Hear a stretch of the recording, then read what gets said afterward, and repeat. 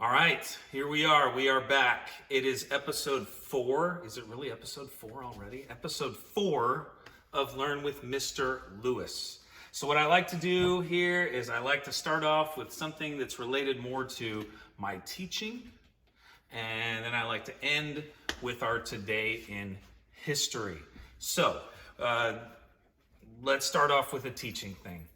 And a question I get a lot from people is, how do I build a rapport with students? Well, I'm going to give you right now 7 things that I do to help build a rapport with students. Before we do that, though, let me remind everyone, hey, if you are liking what you're seeing, if you're enjoying it, you know what? Even if you're not, like it anyway, subscribe. I would appreciate it. Thank you. Okay, how do I build a rapport with students? Number 1 is a super easy one, okay? It's like a no-brainer. Greet them at the door. I think this is especially important early in the year. Hi, Zoe. Zoe, can you please not interrupt my video? Thank you. I'm not going to tell you what she's doing right now. Okay. Wow. Okay. Yeah, greet them at the door. It's an easy way to get to know them. It helps you learn their names and to call them by name, ask them how they're doing on their way in. This is an easy one. I will tell you that I'm probably not the best at this. There are times where I know I could do better about doing that, but I definitely see the benefits of this, and it's something that I really try to do every day, and especially early in the year. Number 2, open up. You've got to be willing and able to open up and let them into your life in an appropriate way. So a couple of things. Number 1, I talk about my family a lot. I have pictures of my family all over my classroom. You might even be seeing some of those pictures right now. Isn't that exciting? Yes. I talk about my dogs. I talk about Italy, how I used to live there. I've got a little shrine to Italy in the corner, which you're probably seeing right now as well. I love sports, so I talk about sports. I have pictures of my, images related to my favorite teams around the room. I also open up to them and let them know, you know what? I have some health issues. I get severe migraines, frequent severe migraines. And by opening up with them about this, on those days that I have one, and I'm either not there and need a sub, or I'm there but I'm kind of not there, the kids are way more understanding of that. And so I get a lot of mileage out of that, of just being open and telling them about it. It does mean that sometimes I will get advice from their parents about how I should treat my migraines. Not that I don't appreciate it. Believe me, I've tried everything. Okay, moving along. Number 3. You got to play to your strengths. One of my biggest strengths is I've just got a big personality, and I use humor a lot. And so I go all in on that. I play to that strength. Another thing, I like to do accents. So like when we're learning about something that relates to Britain, I'm going to pull out the British accent, right? And if it's the Germans, I will speak like the Germans. You got to find what you're good at. You got to play to those strengths. You got to use those things to help build relationships with kids. And the most important thing about building those relationships, building that rapport, is that it makes them want to be in your room, and they want to be in your class, and they look forward to your class. That's why it's so important. Number 4, I use music. I use music a lot in my classroom. I'm always playing music as they're coming in and as they're leaving. I have music playing in the background while they're working on their warm-up, their Today in History warm-up each day. And if they're working on a project, if it's an individual project that they're working on, I have music playing in the background. And a lot of times they'll ask, hey, can I listen to my music? And I'll be like, no, but I will love it for you to listen to my music today. And, there it is. So I use music a lot. I also incorporate it into my lessons. When we reach certain milestones and some of the notes we do, there's special music attached to it. The Hallelujah chorus when we get to Brown. That only means something to some of you, but someday I'll tell you about that. When we start a new topic, I play AC/DC's Back in Black. That also makes sense to people who are in my class. But I use music in these ways. Next, number 5, you got to celebrate them. Kids maybe don't necessarily like to get singled out, some of them love it, but I feel like you need to celebrate things with them. When a kid that's on one of the teams or something is successful, they score a goal or whatever, and you've heard about it, talk to them about it, tell them about it, tell them what a great job they did. If a student has done something exceptional in art or music, let them know that you're noticing those things. Another thing, I like to celebrate their birthdays, and I do this in a very unique way. This is, I guess, also related to playing to my strengths. I sing. I wouldn't say I'm a great singer, but I sing loudly, and I can sing operatically and loudly. And so when it's a kid's birthday, no joke, I full on blast at the top of my lungs, "Happy Birthday to You," that song, in Italian, operatically. And it's become something that is like such a signature of my class. The kids really look forward to it. They hear about it.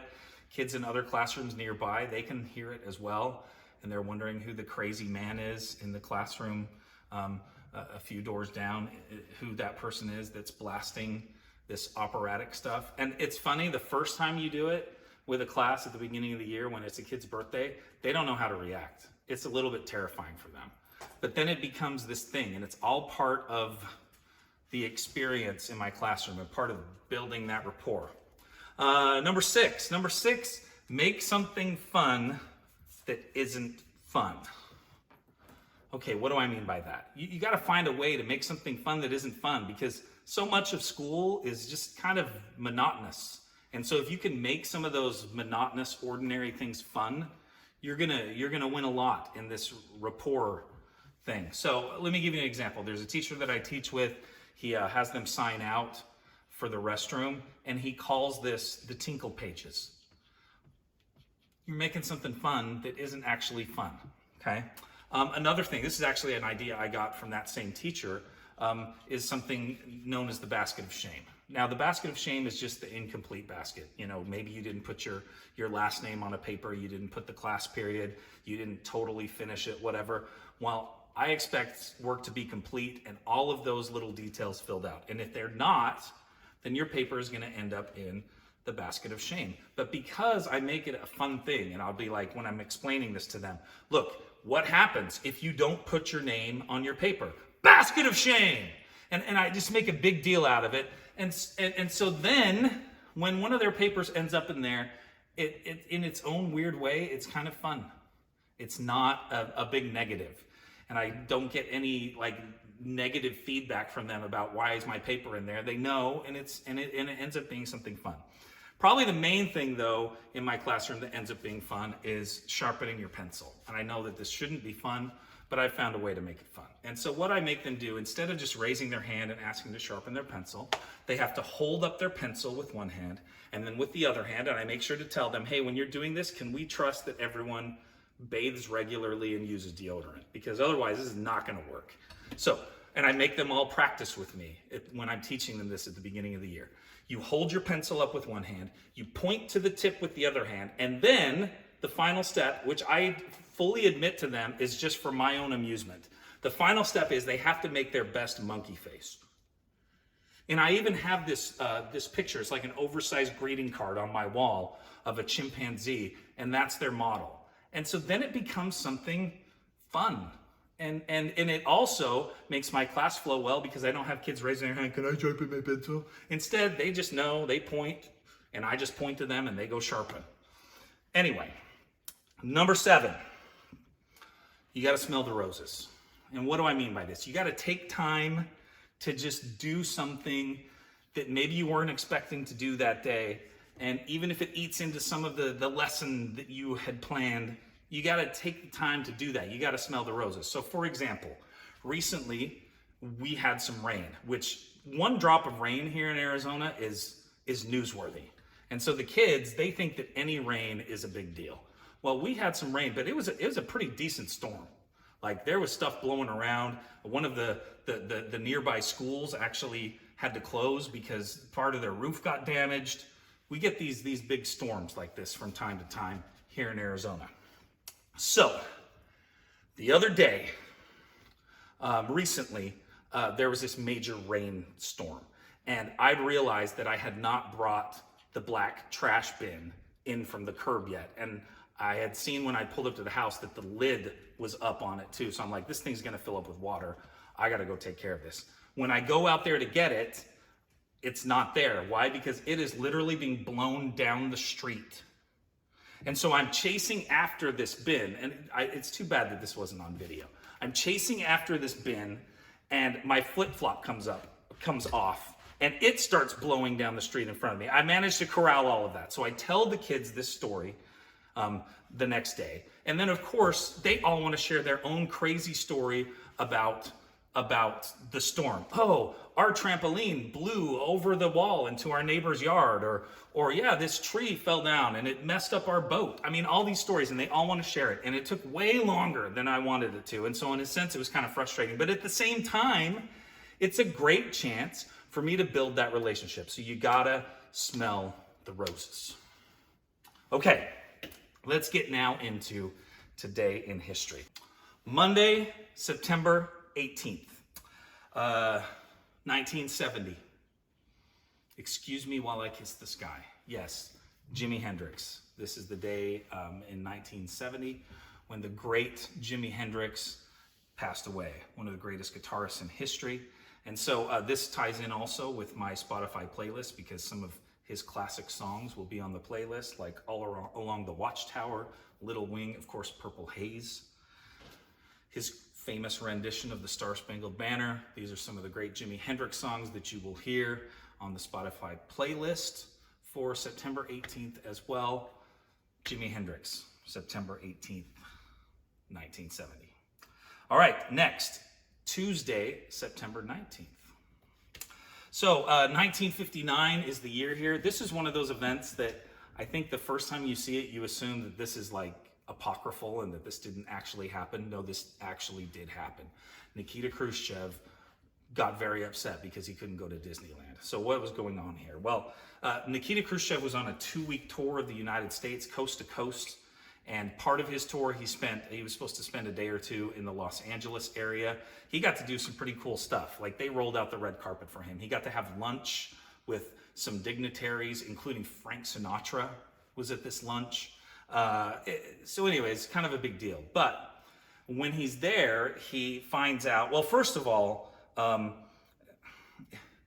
he becomes upset a little bit because he had expected to go to Disneyland. It was even in the preliminary plan, but then he finds out that he's not going to get to go to Disneyland. And he was there with his wife and his daughters. Now, his daughters, I guess, were adults. I'm pretty sure they were there.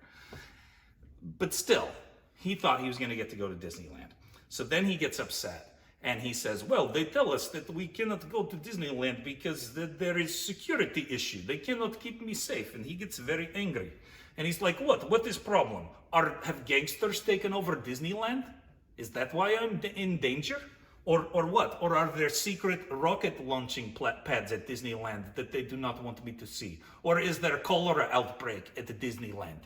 So he goes off on this whole tirade. He's upset he doesn't get to see Disneyland. All right, next. Wednesday, September 20th. This is a 2020 event, and it has to do with something that happened right here in the area where I live in Phoenix, Arizona. There were some vandals that painted some racial slurs and swastikas on a museum that celebrates Black history in our area. Now, this is, of course, an abhorrent thing that happened, but I want to talk a little bit about this museum. This museum is in the former George Washington Carver High School. And this was the all-Black high school in Phoenix. What I think a lot of people don't realize is they assume that all of the segregation in schools was something that happened in the Deep South, in places like Alabama and Mississippi, but that's not the case. There was segregation of schools in places, obviously, like Phoenix, Arizona, and there was segregation of schools in Kansas. In fact, you have to remember, you may remember, that the Brown versus Board of Education case was the Board of Education of Topeka, Kansas. So it wasn't just the Deep South where these things had to change. Next, September 21st, Thursday, September 21st. In 1985, George Clooney, Facts of Life. I remember hearing about this and being kind of surprised that that's kind of where he got his start on TV. I hadn't realized that. And the main reason I really have this on here is a very personal reason. George Clooney, ever since ER, has been my only real competition. And what I mean is with my wife. She kind of likes George Clooney. I don't get it. I don't get it at all. I mean, when you've got this, why you need George Clooney. Anyway, 1985. So lastly, Friday. Friday, September 22nd is the famous day when, in 1776, when Nathan Hale was executed for spying by the British, where he says, my only regret is that I have only one life to give for my country, which we're not even 100% sure he said that. But what's interesting about this is that this changes George Washington's strategy. So his spying strategy with Nathan Hale was to send Nathan Hale to try to see what was going on with the British on Long Island. And so he was out scouting and watching, and of course, not surprisingly, he gets caught. So there's a total change. And his new strategy is use people that are already there that are not going to be suspicious. And one of Nathan Hale's very good buddies is one of those who actually ends up a part of this famous Culper spy ring on Long Island. And if you want to learn more about it, there's some great books about it, number one. But also, if you haven't ever watched it, you should watch the series Turn, which is not perfect historically, but it does a great job of giving you a sense of how this spy ring worked, how it operated, and how it was successful, and how it was important. So check out that series. It's an AMC series. There were about 4 seasons. It was made maybe like 8-ish years ago. Great series. I'm not sure where it's available now, but it has from time to time been on Netflix. Check that out. All right, thank you for watching. Remember, once again, like, subscribe, and please comment. So I'd like to know, what's something, if you're a teacher, what's something that you do in your classroom to help to build rapport? Another thing, I'd love to know which of the 5 events that I shared for this week was the most interesting to you and why. Also, I'd love some comments of some ideas on some topics that you would like me to cover in the future. Thanks. This is Learn with Mr. Lewis.